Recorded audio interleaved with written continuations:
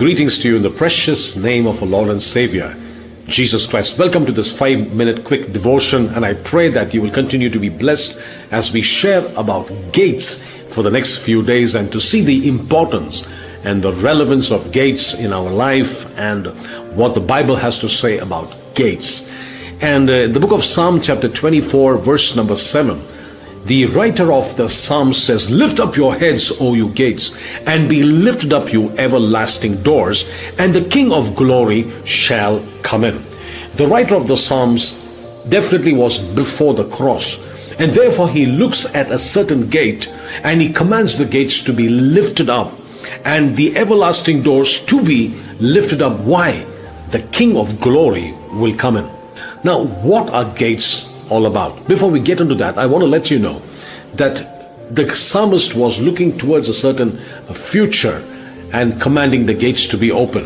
But today we are post-cross, and Jesus has completed everything that needs to be completed. He cried, "It is finished," and we live post-cross. Therefore, the gates are open. But just because the gates are open does not mean every blessing reaches us automatically. There's a certain amount of battle that needs to be undertaken, a certain spiritual mechanism that needs to be engaged for us to receive what Jesus has already purchased for us. So I'm going to talk to you about gates for the next few days. What are gates in the Bible? Gates refer to exit or an entry point. I'm sure we don't need to explain about physical gates, gates at our homes, city gates, airport entry doors, and car doors. It prevents, it's actually a gate is an exit or an entry point. But again, every time you see the word gate in the Bible, you must realize we are not generally just talking about a physical gate, but also a spiritual gate. Or in other words, before every natural gate, is behind that there's a spiritual gate. So therefore there are two types of gates. The first gate is a natural gate, and the second gate is a spiritual gate. Natural gates are gates which you see in our homes, but spiritual gates hold the destinies, hold what belongs to you. Yes, Jesus has won over the victory over Satan, and the gates of hell, he said, will not prevail against the church. So therefore it's very important that you understand this basic concept is that before you conquer a physical gate, you have to conquer a spiritual gate. What are gates? Gates are something which is holding something back from you. It could be a job. It could be marriage. It could be a financial breakthrough. These are spiritual gates.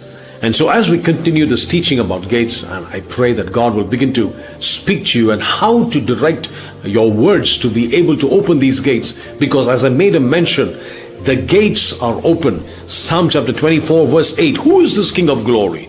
The Lord strong and mighty. Lift up your heads, O you gates.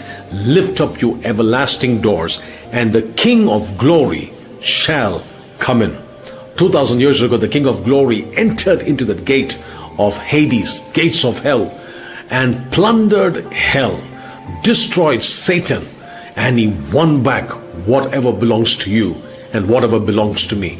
What Adam lost, the second Adam gained. Therefore, the gates are technically open. But the Lord has left us a mechanism, a spiritual mechanism, to be able to plunder what belongs to you. Yes, Jesus has won over the war, won over Satan, but we need to also follow Jesus in the battle to receive what belongs to us. And it is done through understanding and by faith. So see you tomorrow as we continue this teaching on gates.